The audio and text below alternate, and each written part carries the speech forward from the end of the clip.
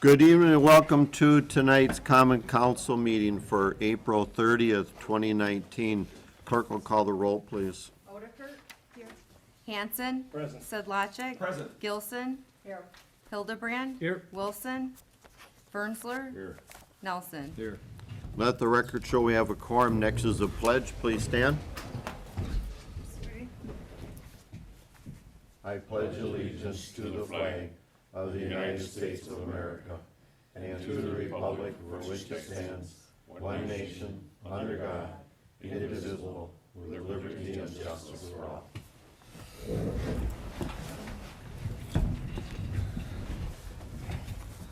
Welcome, everybody. Next item on the agenda is the approval of the consent agenda. The chair will entertain a motion. Motion to approve consent agenda. Second, Alderman Sedlacek. We have a first and a second. Any discussion? Clerk will call the roll, please. Nelson. Yes. Hildebrand. Yes. Fernsler. Yes. Odekirk. Yes. Hanson. Yes. Sedlacek. Yes. Gilson. Yes.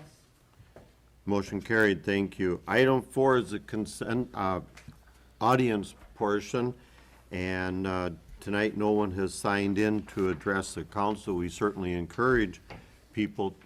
Did you sign in? Oh. We certainly encourage people to address the council and tell us what's on your mind. I thought it was mind reading for a minute there. Okay. Where you do the talking, we do the listening. Moving on to item 5, resolutions. Resolution number 30, a resolution of the City of Plymouth to update the City of Plymouth municipal bond schedule. I'll ask Attorney Feber for a brief summary, please. Thank you, Mayor. So the bond schedule is something that our law enforcement officers, our building inspector, our DPW use when they're issuing citations. So we have penalties that are in the city code, but if the officer is looking for an amount to write on the citation, they need a number. So that's what the bond schedule does, is it's for writing citations, it puts a number on the citation, and then people who receive those citations have the opportunity to just pay the amount or contest it. So that's what this does, and you see that there's really two sets of numbers here. That first number, so the $50 numbers, those are what we call a base forfeiture, and then the second column is the amount that's actually listed on the citation. The process for setting the bond schedule is that it's set through the municipal court judge. So I did communicate with Judge Mooney today, and he's approved these amounts for the bond schedule. And then to finalize the bond schedule, it's adopted by the Common Council. So that's what we're here for tonight, is to make sure all of you are comfortable and approve these forfeiture amounts. Some of these are newer offenses for recently adopted ordinances, like the conduct and operators of parade units. That's one, for example, that recently came before the council. The residential maintenance of bathrooms is one that was missed when we updated the bond schedule for the building code, so we're including it now. And then the others deal with stormwater and erosion control. And so those offenses are new offenses that we've incorporated through an update to the code that was recently through the council. And if there's any questions about the bond schedule, I'm happy to answer those. Thank you, Attorney Feber. Chair will entertain a motion so we can discuss. Motion to approve resolution number 12. Second, Gilson. We have a first and a second. Any discussion or questions? Alderman Hanson. What, 1628B, what does that refer to? Is that individual homes, or what is that? Well, the offense is failure to implement the stormwater management plan. So certain development projects are required to have a stormwater management plan, and this would be a non-compliance issue. So they would not be in compliance with the stormwater management plan. There are other remedies that the city would have, but this also provides a remedy in terms of issuing a citation to get compliance with that stormwater management plan. And 11218 is the distribution of candy, is that what it might be, or? Correct. Okay. There is the throwing handy. There is also there are some restrictions on who can operate and what sort of vehicles would be used in the parades. Thank you. Any other questions? Clerk will call the roll on resolution number 30 is written. Hanson. Yes. Bernzler. Yes. Sedlacek. Yes. Gilson. Yes. Nelson. Yes. Odekert. Yes. Hildebrand. Yes. Motion carried, thank you. Item 6, items removed from the consent agenda is not needed, no items were removed. Item 7, old business, approval of easement, Greystone subdivision, second edition, Hillcrest Plymouth LLC. New lot line for lots 67, lot 68, and lot 7071. Director Austin, you want to give us a brief summary, please? Sure. This kind of coincides with the certified survey map that was adopted at the last council meeting. So these are, again, utility easements that will run down the new property lines of those created parcels to give the electric utility access to provide services to all the lots. Thank you. Chair will entertain a motion so we can discuss. Motion. To approve, Alderman Nelson. Second, Alderman Sedlacek. We have a first and a second. Any discussion? All in favor, say aye. Aye. Opposed? Motion carried. Thank you. Item 8, new business. Item 8A, rejection of bids received on April 3rd, 2019 for the Clarifier Rehabilitation Project. Director Austin, please. So as part of the 2019 capital plan, we had to rehabilitate one of the clarifiers at the wastewater treatment plant. We did receive 3 bids, however, Sabo Mechanical's bid was incomplete, so we can't accept his bid. He did not have pre-qualifications and he didn't follow the specs when he was bidding the project. And then the other 2 bidders are extremely high. So we are currently out for rebid, and we're hoping to get a couple more people that were initially interested in the project, and then due to the time frame of when the bid was due, they weren't able to submit, so we're hoping to gather more bids and have a bid that's closer to our budget. Thank you. That's for information purposes only. We don't have to do anything on that. I think we have to formally reject Do bids. we, Crystal? does the council have to do that, or can you and Brian do that? I think we should have the council take action on it. Okay, Motion to reject the bids received on April 3rd, 2019 for the Clarifier Rehabilitation Project. Second, Hildebrand. we have a first and a second to reject the bids as indicated for the Clarifier Rehabilitation Project. Any other discussion? Alderman Nelson. I just have a question. Do you think those 2 legitimate bids were too high because they're just incredibly busy now? Or do you think it was underestimated what the cost it would be when we passed the budget for it, or? It could potentially be a little bit of both. Neither of those companies did a site visit prior to bidding the project, so they Okay. might have made some estimates on how Okay. much metal work would need to be done or things of that nature. Oh, We okay. did have a couple contractors that did visit the site, but they didn't submit their bid in the Oh. first round, so Okay. that would be my guess. Cross our But they fingers, just huh? made some assumptions and threw a number at it. Okay, thanks. And I would concur, it is proper to reject it formally. I think, yeah, that's a good idea, yep. Good comment. Any other comments? Clerk will call the roll on the rejection of the bid. Hildebrand. Yes. Nelson. Yes. Bernzler. Yes. Odekert. Yes. Gilson. Yes. Sedlacek. Yes. Hanson. Yes. Motion carried, thank you. Moving on to item B, award of tennis court resurfacing project to Valley Seal Coat Incorporated for the total cost of $29,678. Director Austin? So this project is to resurface, kind of reseal the existing 2 tennis courts at Utility Park. as well as, and I know I provided an exhibit kind of in the back too, as lining them for pickleball. I know we've had numerous discussions in the past, and Alderman Hanson has been advocate for them as well. To stripe it, I mean, it's an additional $800 to stripe it for pickleball, so then it'd be able to be used for both pickleball and tennis. So the recommendation would be to stripe it for both. Thank you. Chair will entertain a motion so we can discuss. So move Alder Hanson approval? Second, Joseph. We have a first and a second. Any discussion? Mr. Mayor, Alderman Sizlacek. is the 29,000, I'm sorry, the 29,678, is that total for doing the pickleball painting as well? Yep, so that adds the 800. So if you're looking at the second sheet, it would be the base bid of the $28,878, and then adding the additional 800. Is that for just one? It's One? for- It's for both courts. They're gonna pickleball both? Yeah. Okay, all right, Yeah. thank you. Any other questions? Clerk will call the roll, please.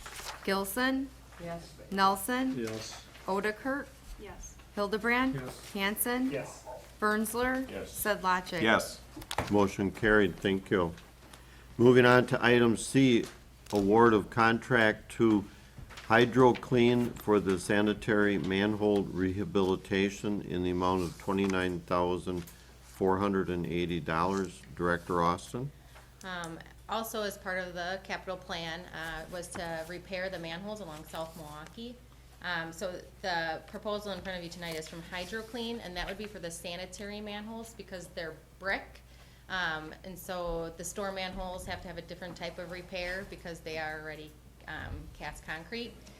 So the brick repairs would be done by HydroClean, and the reason there's only one quote is because it's kind of there's not many people out there that do this type of repair work. So actually, they're gonna build a new manhole within the manhole, so they'll pour a new, all the way down to the bench, which is the bottom, and so it'll be basically a brand-new manhole. Yes, the hole that we would crawl in is smaller in nature, but it's still a confined space regardless if it's a little tighter or not. So that's how we would address the manholes on South Milwaukee. We did only budget 24,000, but there is a manhole listed in this list that's on West Main Street. So that totals about $4,290 for that repair. So that would be not paid out of the capital plan, that would be paid out of the sanitary operating budget to repair that, but we can do the same repair on that manhole. But it's just part of this proposal. Thank you. Chair will entertain a motion so we can discuss. Motion to approve. Second. Second, Odekirk. We have a first and a second. Any discussion? Clerk will call the roll, please. Sedlacek. Yes. Bernsler. Hanson. Yes. Hildebrand. Yes. Gilson, Yes. Nelson, Yes. Odekirk. Motion carried, thank you. Moving on to 8D, authorizing the city administrator utility manager to approve a pre-annexation agreement with the owners of 400 South Highland, 408 South Highland, and 412 South Highland to allow for water and sewer connections prior to annexation. Attorney Feber, please. Thank you, Mayor. City staff has been contacted by these three property owners on Highland Avenue, and they've expressed interest in annexation. This is really a town island existing within the city limits at this time. There are 4 properties in that general area, and 3 of them are looking to annex into the city at this time. The real driver behind the annexation is that one of them has a failing septic system. So the owner is not able to currently live at that property, and he's having to pump the system every few days at a cost of a couple $100s. So it's very expensive for him right now. Those 3 properties all have a shared well. And it's been the city's policy to not provide city utilities to properties that are located outside of the city. So they're looking to annex in, so they have the opportunity to connect to city sewer and water. The pre-annexation agreement is something that we haven't done before, but it's something that would allow them to connect. And in particular, this one property that has the failing septic system, there's some urgency on this owner's part to connect to city services. And this would allow them to connect before the annexation is complete. For those of you who have been around for a while, the annexation process is started with a petition from the property owners. When there's a petition for a unanimous direct annexation to the city, they submit a petition, and then it's reviewed. There's notices that go to the town and other interested parties, and it's sent to the Department of Administration at the state level for review. And so the process takes some time. It'll also typically go through the Plan Commission for a zoning recommendation. So we have all these pieces that need to come into play before the ordinance comes to the council for adoption. And then the council has the opportunity to adopt the annexation ordinance. And at that point in time, those properties are annexed into the city. So it typically takes around 60 days. From the time you get a petition to the time you're in a position for the council to adopt the ordinance. So again, because of the unique situation here with this one property who's asking to please connect to city services before that annexation is complete, we are putting together this pre-annexation agreement. The agreement really would say that we're going to allow them, because they are going to be annexing into the city, if for some reason they don't annex into the city or they're not able to, that the city would reserve the right to disconnect them from city services. So that's the general nature of the agreement. It's rather short, but looking for approval from the council tonight to authorize the city administrator to enter into a pre-annexation agreement with these property owners. Mr. Mayor. Thank you, Attorney Fever. Alderman Zlotchek. Motion to approve, city administrator, utilities manager to approve the pre-annexation agreement with the owners at 400, 408, and 412 South Highland to allow for water and sewer system connections prior to the annexation. Second, Alderman Wilson. We have a first and a second discussion. Pete, you have a comment?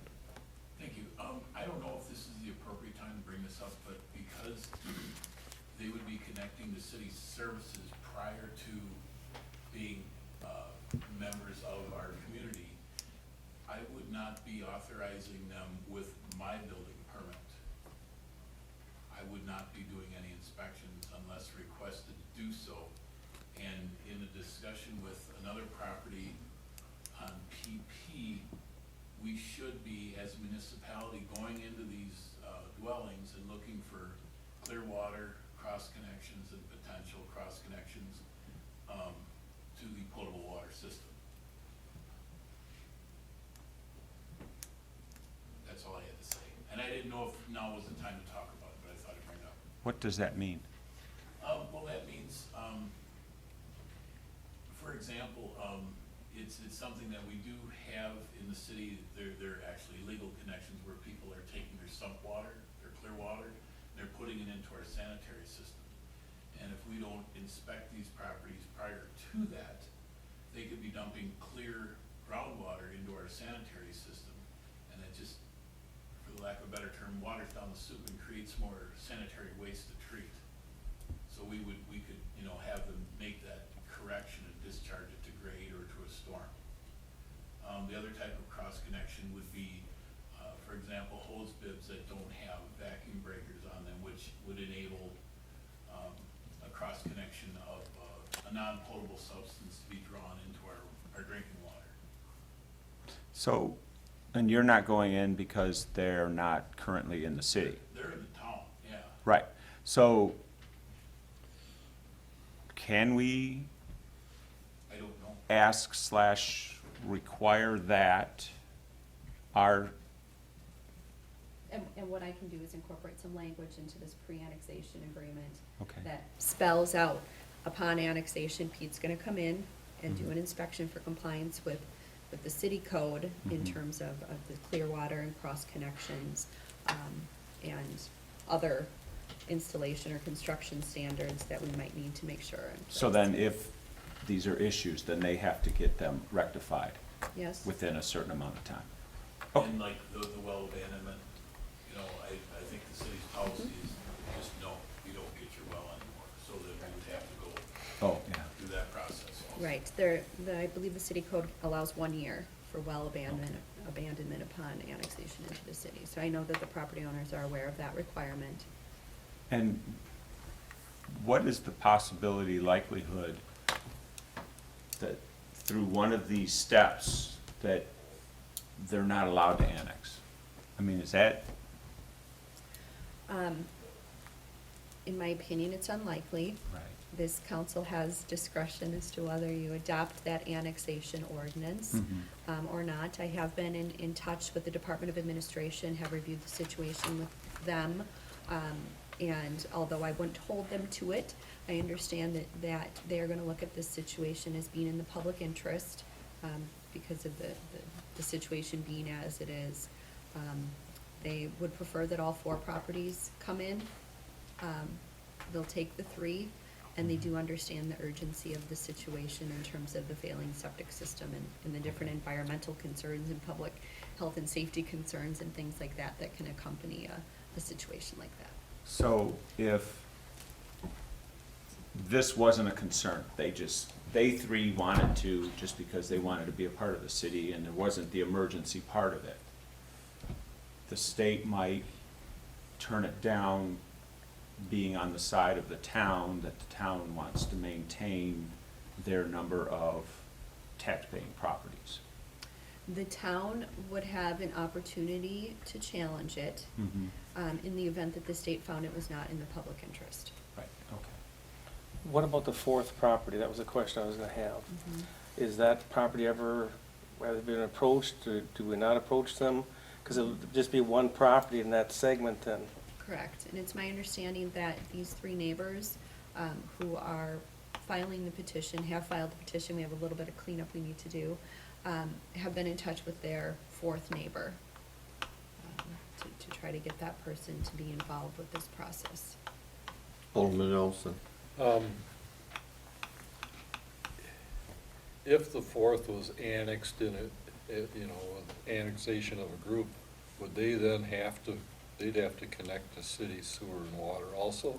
So that may be why they would not annex? It's a very unusual situation in that this 4th parcel is a landlocked parcel and has the same owner as an owner who's already in the city. So you can look at this as this town parcel is sort of their backyard Oh. in a sense. And it's just kind of hanging out there. I don't know how it came to be. I don't know why their primary parcel is in the city and they've got this back lot that remains in the town. I would expect they would want to annex to the city and merge those lots together and have one nice big lot instead of small lot in the town and then their larger lot with their primary residence. So they're already hooked up to water and sewer for the Their the house home. is, correct. So that's the next one downhill, there is a house on Highland. It's, It's I can't beyond- it's not on Sure. Highland, it's on the, It's on Valley. No, it's on Bittersweet. no, it's it's Oh, it west. is. Other side. Oh, It's okay. west. Oh, So it's these are down. backyards, correct? Okay, Yeah, okay. it's a I thought there backyard. was a 4th house when I drove past No, there. but- no, it's- No, there is. There This is. the city. It's So in the only city. 3 on Highland. are 400, these 408, three. 412 Yeah. are Yeah, in the right, so town. those are the only Yeah. ones in the town. I mean, down Valley, we have some Okay. islands.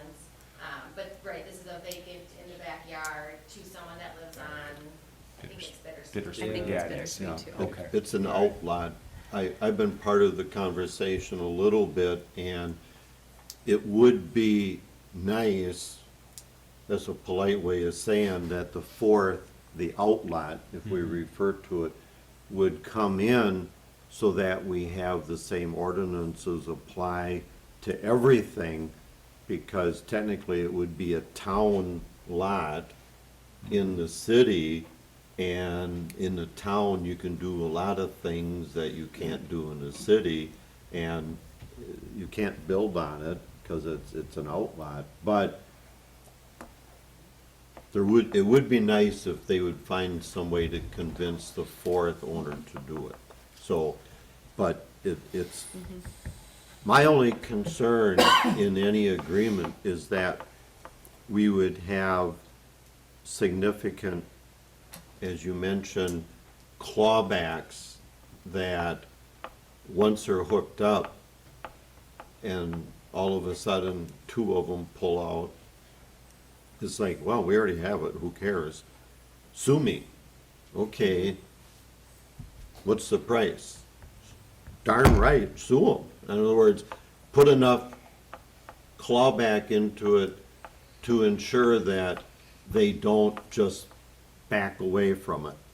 And I think that we want some assurance if we're going to pre-authorize this and administration has already said yes, you know, they're aware of the circumstance and everything else. It's all well and good, but to what extent do they say sue me and then there we are? I want to have not an unlikelihood that they would pull out. I want a whole lot of zeros behind that unlikelihood with a big number in front of it, that I think we need to make sure in some fashion that it's very costly for them to walk away. And I don't know any of them, I'm not saying they would. And certainly the intent is there now to connect because it is part of it. But two of them connect because they have to. Because they get the water from the third one. So if two of them say, well, I'm connected, too bad now, it's like, wait a minute, you know, we've got some islands on Eastern Avenue way down to 57 that had a handshake and said they'd come in too, and guess what? 30 years later, they still aren't in. I want some hefty penalty. That would be my suggestion. Has anybody, how does the town feel about it? Well, typically with something like this, there isn't a lot of discussion with the town ahead of time. As part of the statutory requirements related to an annexation, the city has to compensate the town for the town's portion of the taxes for a period of 5 years after annexation. This is one that is already an island, a town island within the city. It makes so much sense that it would just be part of the city. But I haven't had a discussion with anyone from the town. The town will probably go along with it because it's not significant. You know, it's 3 residences per se. But they know that we don't annex, that you have to apply for annexation. And that's a nice partnership understanding between the town and the city. And since they would apply for annexation, you know, we didn't go out and solicit them, they came to us. And with the problems, I guess, why would they turn it down, assuming that they can help cure a problem? So, yeah, but they do have the right to deny it. And if they did, Attorney Fever, and administration says, no, it's definitely needed. The town has. In other words, what costs can we incur in the long run here, because I don't want us to pay a penny, in addition to have a clawback. Okay. So there are, when you have a petition for unanimous direct annexation, there are only limited challenges that a town can bring. There's a lot of different types of annexations, but this is one where there really aren't many opportunities for a town to challenge the annexation. I think it's extremely unlikely. Alderman Nelson. Well, you know, you look at those lots and they probably, none of the 3 have room to put in another septic system.